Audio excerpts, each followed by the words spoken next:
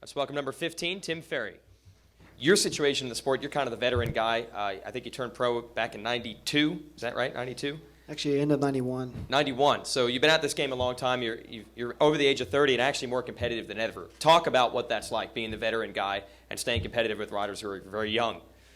Well, it's obviously Supercross is not easy. Supercross is, is kind of changing a lot in the last few years, and with James coming in and doing some stuff that you squad and stuff instead of tripling, it's made it tricky for me. But I've been able to adapt. Last year was unbelievable, and sometimes I wish I had a little more raw speed last year, but I was consistent, and that's something I hadn't done in quite some time.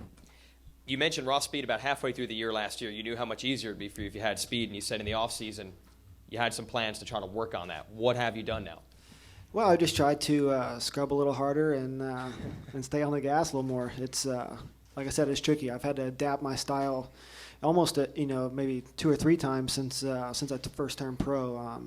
When Jeremy came in, he changed riding styles, and so we adapted to him, and then we've evolved through Ricky, and it seems like there's one guy that kind of changes it, and I think James is kind of the one that's done that now. So just trying to adapt and try to ride like some of these young guys.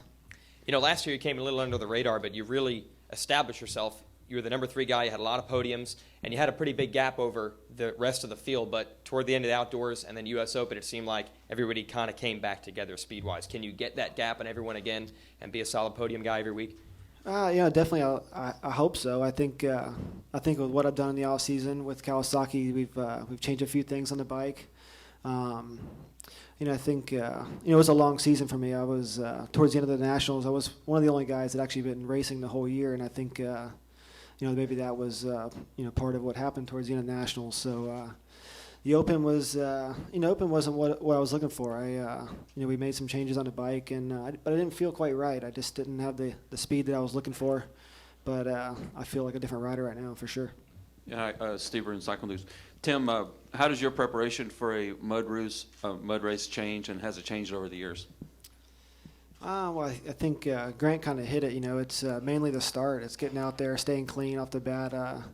Mud races are tricky. I honestly don't like to really think about it as much as possible because it's not a lot of fun for a rider. I'm sure it's not fun for the mechanics to have to clean that bike up even too. So, but mainly just the start, get that start, and try to stay up. I remember a few years ago in '05, it was it was a pretty tricky race here, and I crashed a lot along with everyone else. So we'll see what happens. I think the hardest thing for us is that we still try to jump all the same jumps, even when it's muddy. We still hit the triples, and that's one thing that can end up biting you in the end. So I think staying on 2 wheels is the main thing. You have the luxury of riding at the test track with James Stewart. What's it like riding with him, and how do you feel you measure up, and what do you expect this year? It's funny actually. This morning was the first time I actually rode with him this whole off season. He's he's been doing staying back in Florida more, and we've been alternating testing schedules, and so I rode with him today, and obviously he's riding well, and so I haven't got really much of a benefit there, except for obviously we trade off on settings, which has been a big benefit for me to have stuff that works for him. And hopefully we're both helping the team come up with better bikes. Can you win your first race this year? Is that one of your goals? You've come so close. That I would love to. That was I won my first national in almost 6 years last year, and I'd love to win a Supercross.